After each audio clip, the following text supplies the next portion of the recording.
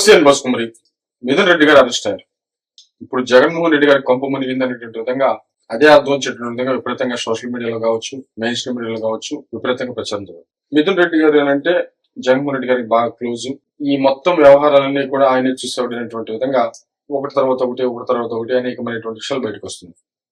దీని గురించి ఇంకా చర్చలు, బ్యాన్ రైటంలో పేపర్లు, ఇక social media, main stream media, డిబేట్లు ఇంకా నా రచ్చ జరుగుతూ ఉంటుంది.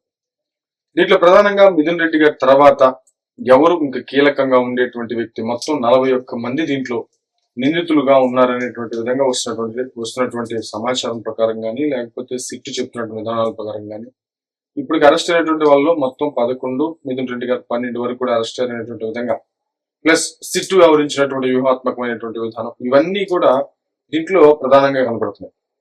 ప్లస్ ఇంకోటి ఏంటంటే సిట్టు వ్యూహాత్మకంగా వ్యవహరించిందా, లేకపోతే చంద్రబాబు నాయుడు గారు అంటే కూటమి ప్రభుత్వం యొక్క ఆదేశాల మేరకు, లేకపోతే లోకేష్ గారి ఆదేశాల మేరకు సిట్ వ్యూహాత్మకంగా వ్యవహరించిందా, లేదా సిట్టు తన ఓన్గా వ్యవహరించిందా అనేటువంటి విషయాలు చూస్తే ఆల్మోస్ట్ అందరూ కూడా చంద్రబాబు నాయుడు గారి వ్యూహం ప్రకారమే సిట్ అనుసరించింది, చంద్రబాబు నాయుడు గారి వ్యూహాన్ని సిట్ అనుసరించింది అనేది మాత్రం క్లియర్ గా అర్థమవుతుంది. ఈ విషయాన్ని ఎక్కువగా అందరూ నమ్ముతారు కూడా. ప్లస్ ఆ వ్యూహాత్మకమైనటువంటి విధానంలో చంద్రబాబు నాయుడు గారు చెప్పింది ప్రధానంగా విషయం అంటే, ఎవరి మీదైనా సరే కేసు పెట్టేటువంటి టైంలో పక్క ఆధారాలు ఉంటేనే యాక్షన్ తీసుకోండి, పక్క ఆధారాలు దొరికేంత వరకు కూడా వాళ్ళ జోలికి వెళ్ళొద్దు అనేటువంటి విధంగా చాలా స్ట్రాంగ్ గా మరి చంద్రబాబు నాయుడు గారు చెప్పినట్లుగా అయితే మాత్రం చాలా మంది మాట్లాడుతున్నారు. అంటే దీన్ని బట్టి ఏంటంటే మిథున్ రెడ్డి గారి అరెస్టు ఆషామాషిగా జరగలేదు, ఖచ్చితంగా వ్యూహాత్మకంగా పక్కా సాక్ష్యాధారాలతోనే ఆయన అరెస్ట్ చేశారనేది మాత్రం క్లియర్ గా అర్థమవుతుంది. అంటే చంద్రబాబు నాయుడు గారి వ్యూహం ఆయన ఆదేశించినటువంటి ఆదేశాల మేరకు జరిగింది అనేటువంటి విధంగా చాలా మంది ప్రస్తావిస్తున్నారు. న్యూస్ ఛానల్స్ కూడా ఇదే ప్రస్తావిస్తున్నటువంటి పరిస్థితులు ఉన్నాయి. చాలా మంది మాట్లాడుతున్నారు కూడా, మేధావులతో సహా. అంటే ఇప్పుడు మిథున్ రెడ్డి గారిని అరెస్ట్ చేసిన తర్వాత నెక్స్ట్ ఎవరు అంటే, జగన్మోహన్ రెడ్డి గారి విషయంలో చంద్రబాబు నాయుడు గారు ప్రెస్ మీట్ లో కూడా 1-2 సార్లు ప్రస్తావించారు.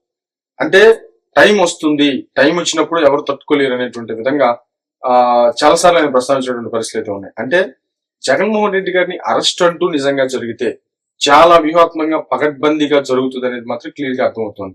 అంటే ఇప్పుడు సిట్ విషయంలోనే, అంటే మిథున్ రెడ్డి అనేటువంటి ఆయన అరెస్ట్ విషయంలోనే మామూలుగా ఇప్పుడు ఛార్జ్ షీట్ మామూలుగా అరెస్ట్ చేసినటువంటి వాళ్ళని ఇంతకు ముందు అరెస్ట్ చేసినటువంటి వాళ్ళు 90 రోజులు కంప్లీట్ అయితే వాళ్ళకి బెయిల్ వచ్చేటువంటి అవకాశం. అంటే నిన్న ఛార్జ్ షీట్ వేశారు అంటే నిన్న ఆఖరి రోజు పకడ్బందీగా వేశారు. అంటే వాళ్ళకి ఉన్నటువంటి వాళ్ళకి బెయిల్ రాదు, మిథున్ రెడ్డి గారి అరెస్ట్ కి ఎలాంటి ఆటంకాలు ఉండవు. ఆ తర్వాత మిథున్ రెడ్డి గారి విచారణ జరుగుతూ ఉంటుంది. కాబట్టి బయటికి వీళ్ళు వెళ్తే, అంటే ఆల్రెడీ అరెస్ట్ చేసినటువంటి వాళ్ళు బయటికి వెళ్తే సాక్ష్యాధారాలను తారుమారు చేసేటువంటి అవకాశాలు ఉంటాయి. కాబట్టి ఆ రకంగా నిన్న మరి ఛార్జ్ షీట్ దాఖలు చేసినటువంటి పరిస్థితులు అయితే ఉన్నాయి. మళ్ళీ మరొక 20 రోజులు కానీ, మళ్ళీ ఒక నెల రోజుల్లో, దాదాపు 20-25 రోజుల్లో మళ్ళీ ఒక కొత్త ఛార్జ్ షీట్ వేయబోతున్నారు అనేటువంటి విధంగా అక్కడ దాంట్లో ప్రధానంగా జగన్మోహన్ రెడ్డి గారిని ప్రస్తావించబోతున్నారు అనేది మాత్రం క్లియర్ గా అర్థమవుతుంది అనేటువంటి విధంగా చాలా మంది ప్రస్తావిస్తున్నారు. ఇంతటితో ఈ మద్యం కుంభకోణం అనేది ఆగిపోతుందా, జగన్మోహన్ రెడ్డి గారి దాకా వెళ్తారా? వాస్తవంగా మనం మాట్లాడుకుంటే జగన్మోహన్ రెడ్డి గారి దాకా అయితే మాత్రం వెళ్ళనిచ్చేటువంటి పరిస్థితులు ఉండవు. పక్కా సాక్ష్యాధారాలు లభిస్తే తప్ప జగన్మోహన్ రెడ్డి గారి జోలికి అయితే ఖచ్చితంగా వెళ్ళాలనేది క్లియర్ గా అర్థమవుతున్నటువంటి విషయం.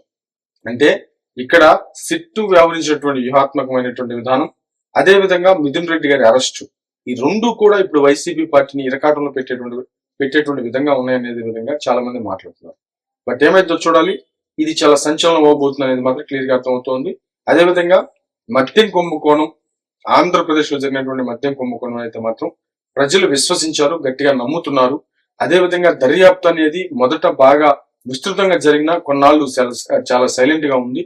మళ్ళీ ఇప్పుడు ఉధృత స్థాయికి వెళ్తున్నటువంటి క్రమంలో మరి ఇది ప్రజలు ఎలా తీసుకుంటారనేటువంటి విధంగా కూడా డౌట్ ఏం అక్కర్లేదు. ఖచ్చితంగా ఆంధ్రప్రదేశ్ లో మద్యం కుంభకోణం జరిగే ఉంటుంది అనేది మాత్రం ప్రజలు గట్టిగా విశ్వసించారనేది జరిగిపోయినటువంటి ఎలక్షన్స్ నిరసన. మరి ఏమైతే చూద్దాం, ఇది నా అభిప్రాయం.